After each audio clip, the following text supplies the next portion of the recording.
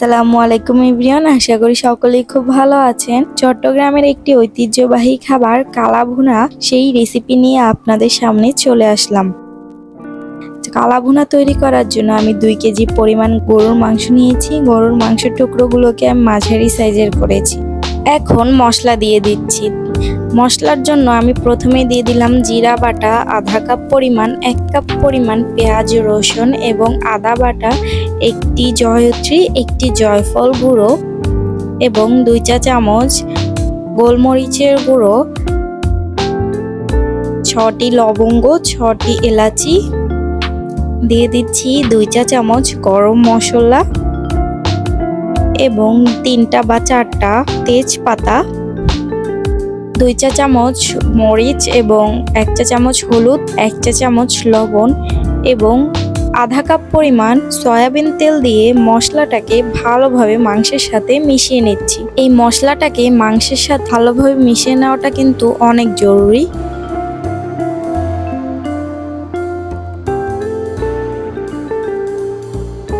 মাংসটা এখন আমি চুলায় বসিয়ে দিয়েছি। চুলায় হাই হিটে আগে মাংসটাকে 5 মিনিট রান্না করে নিব। হাই হিটে রান্না করলে মাংস থেকে পানি ছেড়ে দিবে। 5 মিনিট পর দেখতেই পারবেন মাংসটা থেকে পানি ছেড়ে দিবে। 2 মিনিট পর পর মাংসটা একটু চেক করে দিবেন। এখন যদি আপনারা চুলার আঁচটা লো রেখে ঢাকনা দিয়ে কয়েক মিনিট রাখেন, দেখতেই পারবেন মাংসটা থেকে পানি ছেড়ে দিবে। আমার মাংসটা থেকে দেখতেই পাচ্ছেন পানি ছেড়ে দিয়েছে। এই পর্যায়ে আমি মাংসতে দিয়ে দিচ্ছি দারুচিনির গুঁড়ো 1 চা চামচ। আপনারা চাইলে দারুচিনিটা প্রথমেই দিতে পারেন।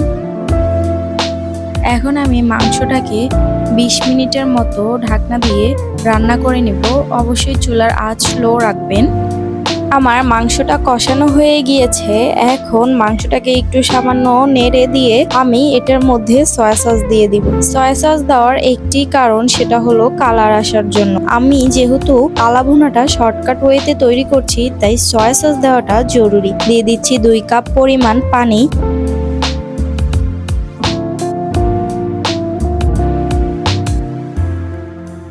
পানি দিয়ে মাংসটাকে আমি 45 মিনিট লো আঁচে সিদ্ধ করব। 45 মিনিট পর দেখতেই পাচ্ছেন আমার মাংসটা সিদ্ধ হয়ে গিয়েছে এবং এটার কালারটাও মোটামুটি চলে এসেছে। এখন মাংসটা বাগার দেওয়ার পালা। বাগারের জন্য আমি নিয়ে নিচ্ছি 1/2 কাপ পরিমাণ সরিষার তেল এবং কয়েকটা শুকনো মরিচ। শুকনো মরিচগুলো আমি টেলে নিব। শুকনো মরিচগুলো টালা হয়ে গিয়েছে। এখন আমি দিয়ে দিচ্ছি 1 কাপ পরিমাণ পেঁয়াজ কুচি। পেঁয়াজটাকে আমি বেরেস্তা করে নিব। আমার পেঁয়াজের বেরেস্তাটা রেডি হয়ে গিয়েছে। এখন আমি এটাকে উঠিয়ে নিচ্ছি। আর আগে থেকেই মাংসের পাতিলটা চুলায় দিয়ে রেখেছি এবং চুলার আঁচটাও মিডিয়াম করে রেখেছি। এখন আমার সম্পূর্ণ তেলটা আমি মাংসের মধ্যে ঢেলে দিচ্ছি। তেলটা মাংসের মধ্যে ঢালা হয়ে গেলে এটাকে অনবরত নাড়তে হবে। এখন আমি মাংসটাকে লো আঁচে 20 মিনিট রান্না করে নিব। তবে অবশ্যই বারবার আপনাদের এসে চেক করতে হবে। 20 মিনিট পর আমার মাংসটা একদম রেডি হয়ে গিয়েছে। এখন আমি মাংসটা একটু নেড়ে চেড়ে মাংসটা উঠিয়ে নিচ্ছি। রেডি হয়ে গেল শর্টকাট কালা ভুনা। কালা ভুনার মাংসটা কতটা সফট হয়েছে সেটা আমি আপনাদের দেখিয়ে দিচ্ছি। আপনাদের যদি আমার ভিডিওটি ভালো লাগে আর আমার রেসিপিটি ভালো লাগে, অবশ্যই আমার চ্যানেলটি সাবস্ক্রাইব করবেন এবং এতক্ষণ ধরে আমার ভিডিওটি দেখার জন্য সবাইকে অনেক বেশি ধন্যবাদ।